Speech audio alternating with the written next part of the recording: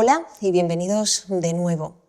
Ya habíamos anticipado que no sería esta, la de hoy, la primera ocasión en la que íbamos a hablar de dioses, porque algunos han salido a relucir en episodios anteriores. Lo que pasa que el propósito que traemos esta vez en una de Romanos es el de intentar desentrañar en la medida de lo posible un mundo muy complejo que resulta fundamental comprender, al menos de una manera somera, si queremos comprender también la idiosincrasia de esa antigua Roma.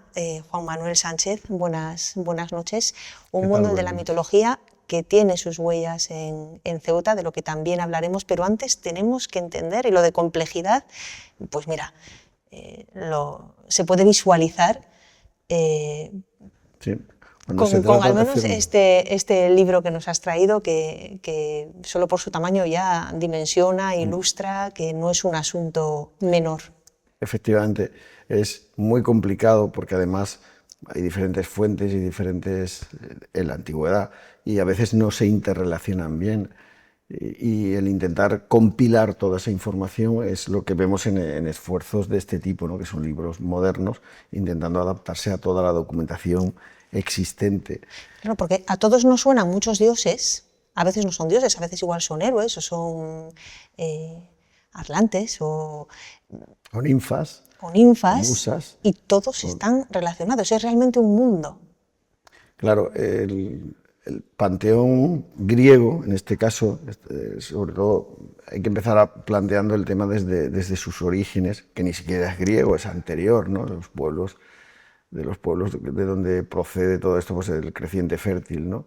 Que es donde se empieza a generar esta idea de esta relación entre la naturaleza y el hombre, ¿no? Empiezan a generarse, pues eso, la idea de que el rayo, la tormenta o cualquier otro elemento tiene que ver con algo que hay por encima del hombre. Y eso se genera en los pueblos agrícolas, incluso anteriores, en los principios del Neolítico, ¿no? Incluso nos podríamos ir más atrás.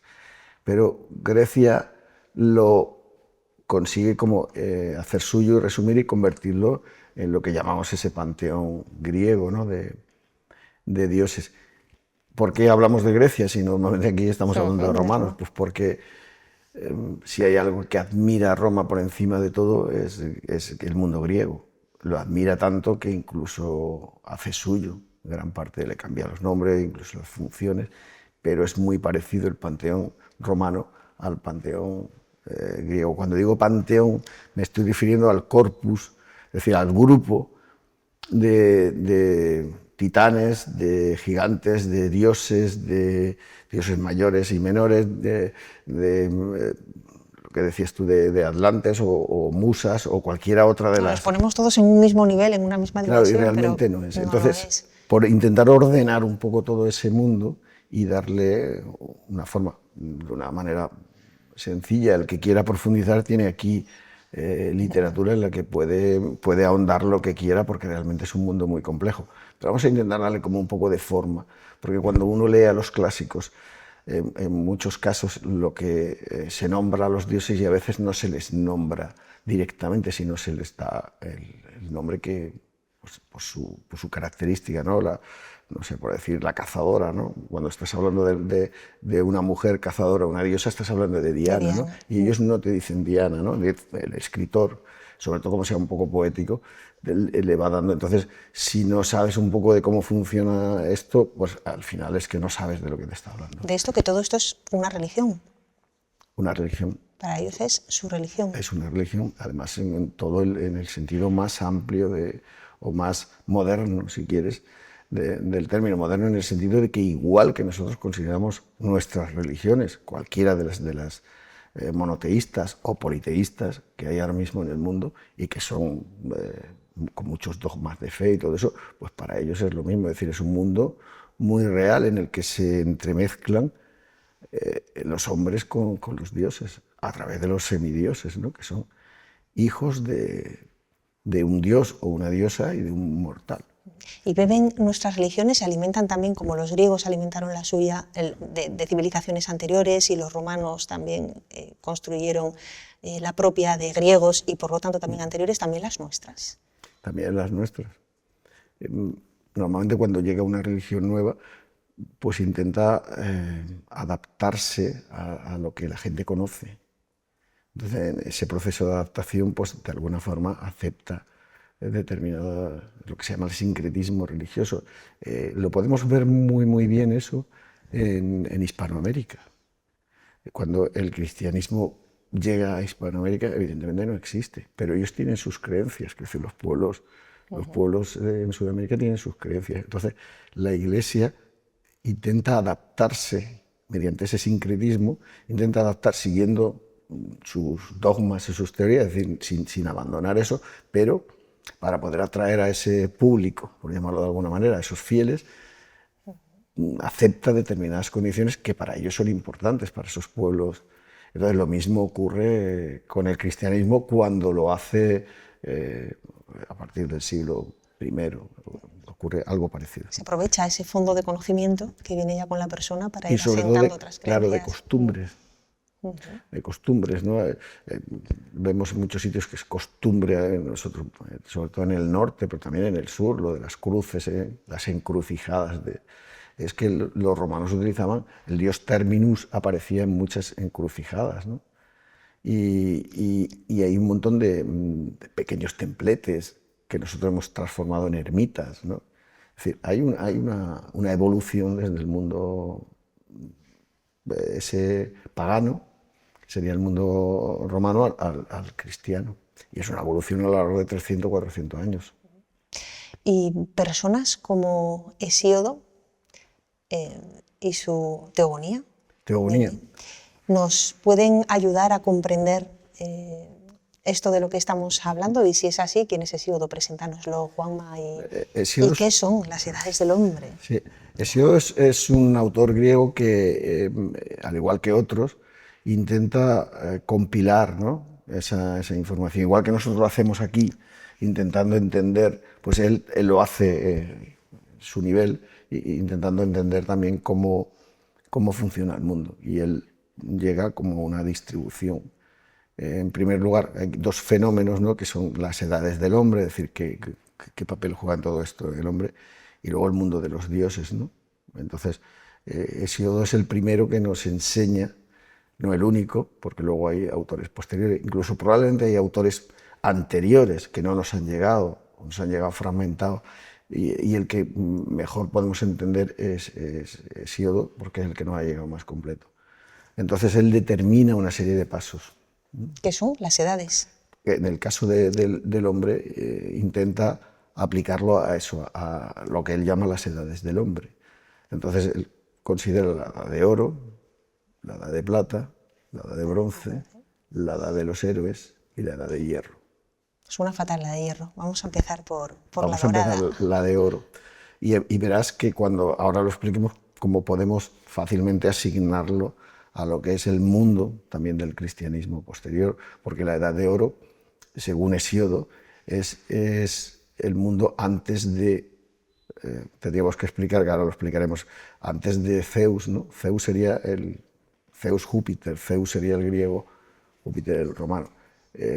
Antes de, es decir, hay una primera fase. Antes del dios de dioses, antes Claro. del rey de los dioses.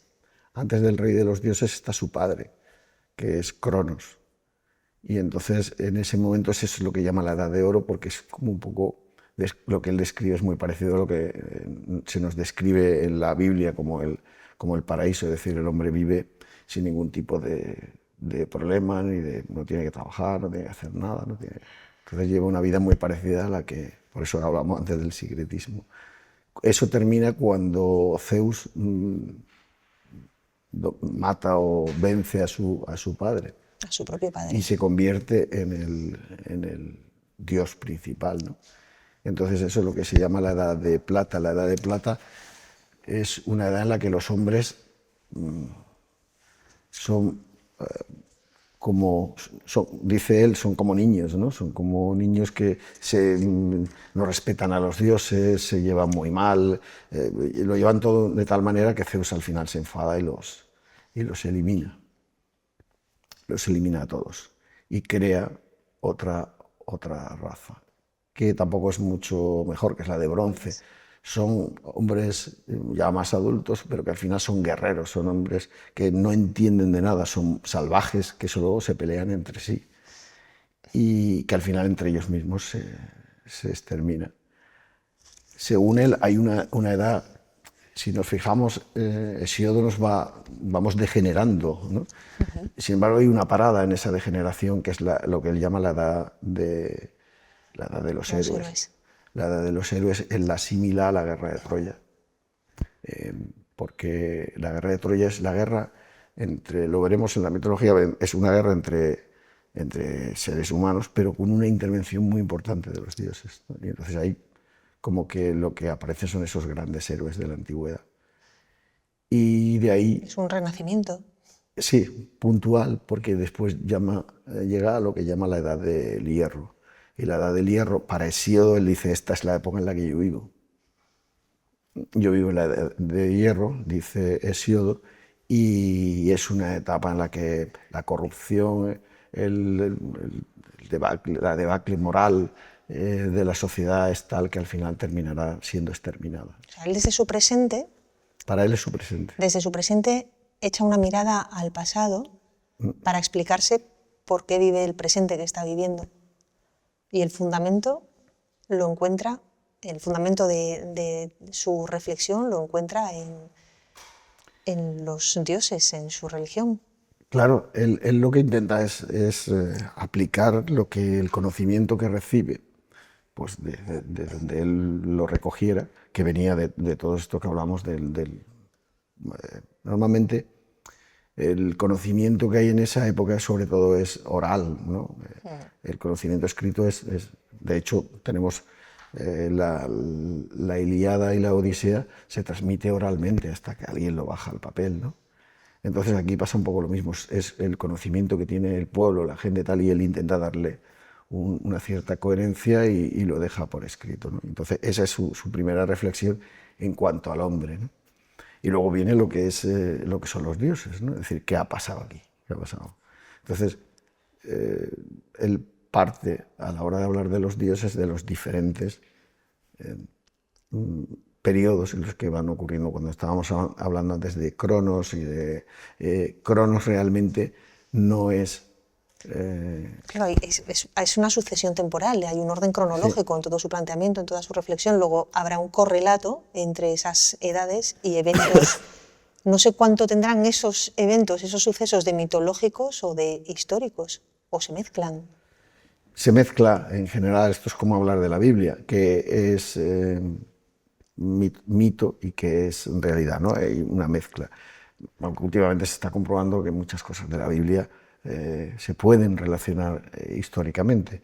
Aquí es mucho más difícil relacionar. Pero yo entiendo que también hay una mezcla. Evidentemente, el componente mitológico es muy fuerte. Tan fuerte que, bueno, que hay corrientes pues, que hablan de eso, de la intervención de los extraterrestres, por ejemplo, ¿no? Una serie para intentar explicar ese mundo que es bastante irreal para nosotros. Pero para ellos es muy real. Es decir, cuando ellos le hacen un sacrificio a un dios, lo hacen por una razón, por esa devoción, la devotio ¿no?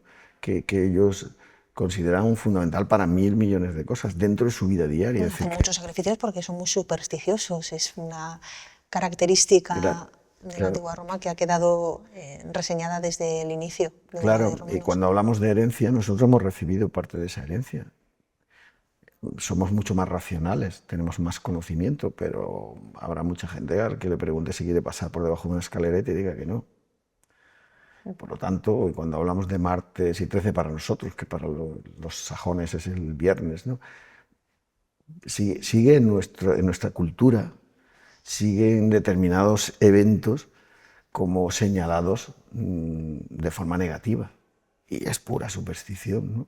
O sea que sí, que ellos somos miembros de una sociedad que sigue haciendo muchas ofrendas a sus dioses. Le rece cada cual a quien le rece. Le rece quien le rece, sí, y de diferentes maneras, sí.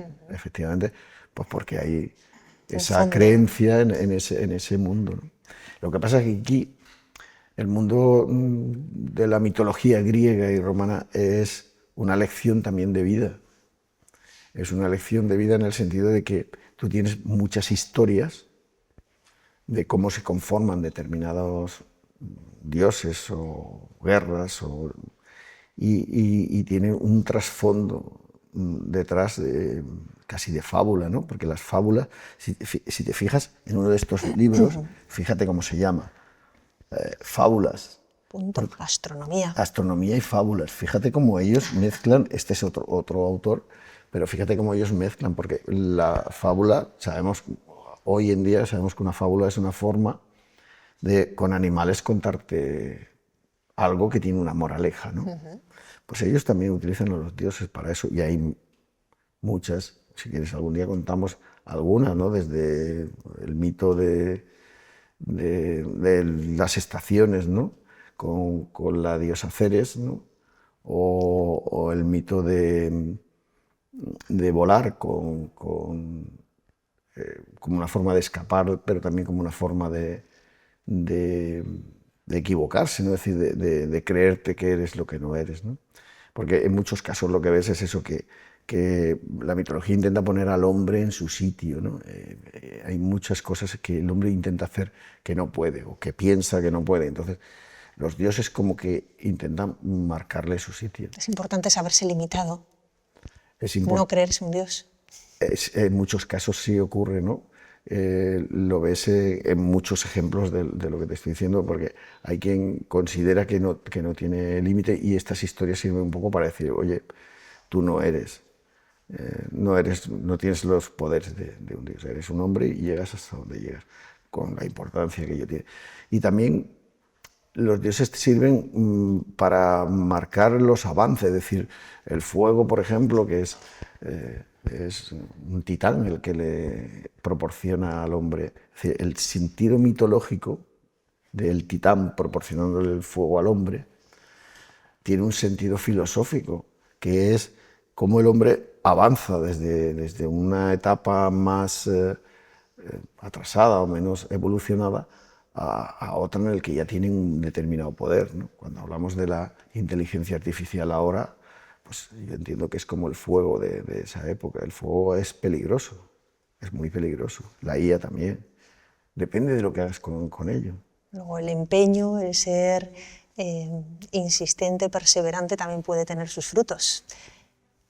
Lo dejamos ahí. Y has mencionado algún que otro mito que podremos abordar, igual que no nos has presentado toda esta colección bibliográfica que has traído para probar visualmente que el tema que nos ocupa en estos nuevos episodios de Una de Romanos es complejo, pero aquí estamos en Radio Televisión Ceuta para poco a poco ir buceando en ese mundo también romano para entenderlo un poco mejor. Hasta la próxima.